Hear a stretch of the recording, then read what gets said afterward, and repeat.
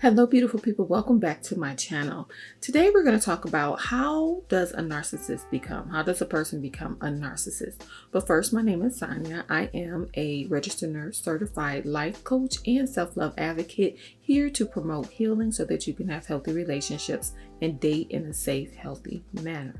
This question was a subscriber's request. They wanted to know, how does a person become a narcissist? What I want to say to start is that there's limited data on narcissism and the narcissistic personality disorder. According to Psychology Today, narcissism is one of the least studied mental health, behavioral health disorders. However, I will say, because of a lot of the people who have survived or been involved in a narcissistic relationship, the conversation about narcissism has become more common. And then also there are a lot of mental health professionals such as Dr. Ramani, who has made it their life mission to discuss narcissism, which helps validate the victim, because a narcissistic relationship can be a whirlwind of a relationship. And it is very difficult to get over. It's very difficult to be a part of. And a lot of times you really don't know or understand how you got into a relationship with this person. So people were seeking help. People are telling their stories. People are trying to encourage one another to heal and sharing tactics and techniques as to how to deal with a person with narcissism that they may have a relationship with. And that includes parents, not just romantic relationships.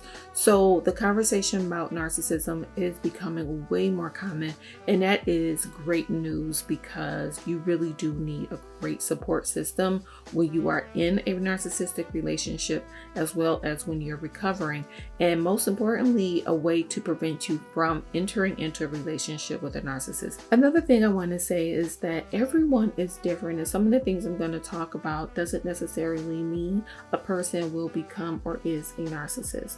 And I want to make that clear, because we are all individuals, and how we react to things can be completely different. Two people can grow up in the same household and become two completely different people.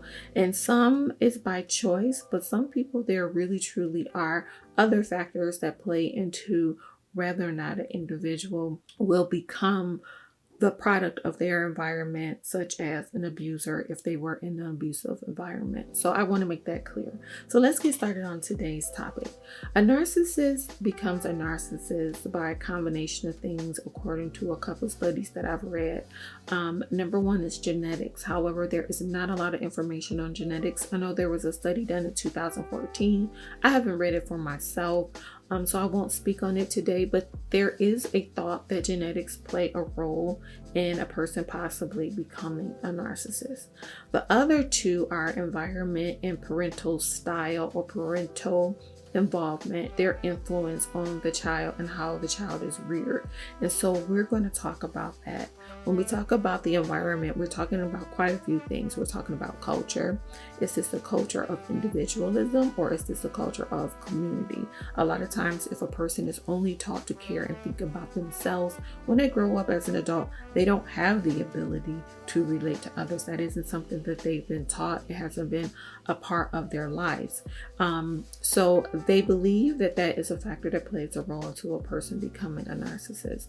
The other part of the environment is whether or not the environment was one of abuse. Was this an abusive environment, or was this a nurturing, loving environment? Most times with the narcissist, it is a very manipulative, competitive, abusive environment, especially if the parents are narcissists. A narcissistic parent usually plays a role where they have the children play against one another and compete for the affection of the parent, and sometimes even the spouse. So there's usually someone who we call the scapegoat, and that is who the narcissist places all of the blame on. They receive all of the abuse from the narcissist, because as we know, narcissists don't like to take accountability. So everything is everyone else's fault, and the scapegoat, either the spouse or the children, are the ones who receive the brunt of that. Okay. We also have parenting styles. Now we could talk about overparenting, and we're going to talk about devaluating parenting styles.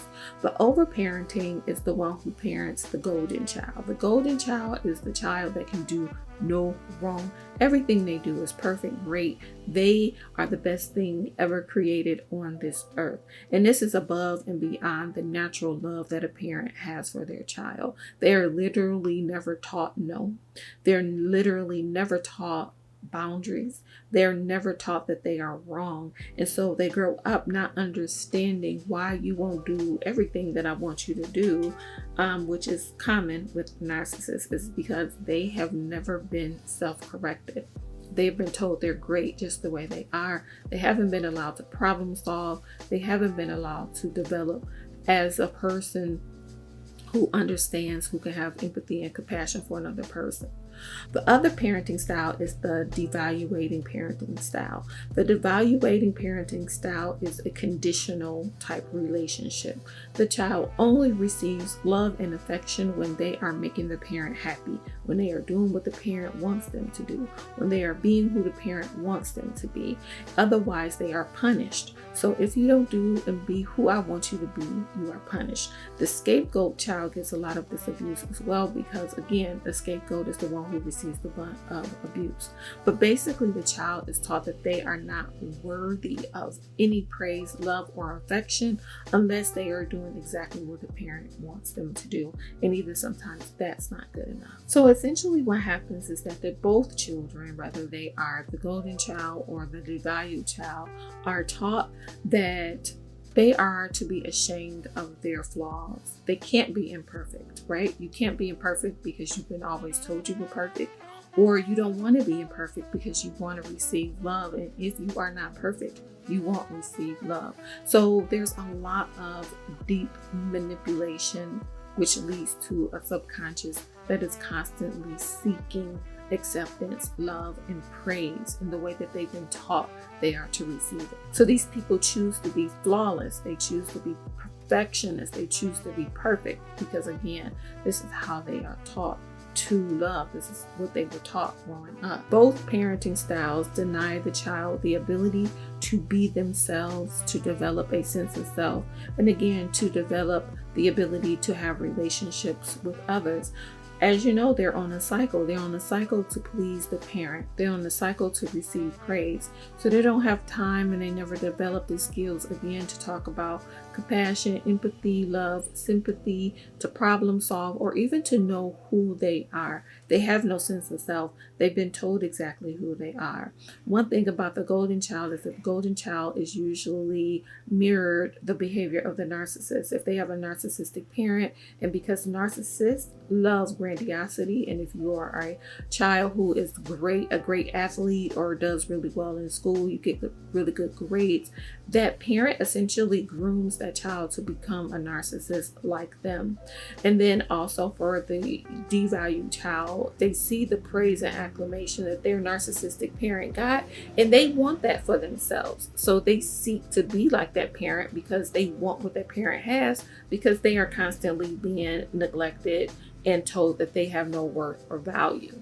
So basically, both of them are seeking worth and value, and that comes from parenting style and or environment. And like I said, there are some talks that genetics play a role as well. And I can't wait till that content comes out so we have a better understanding. Okay, so I hope this helps. If you have any questions, please let me know. Thank you for watching, and please don't forget to like, share, and subscribe to my channel, and I will see you guys soon. Don't forget to love yourself for who you are. Take care. Bye-bye.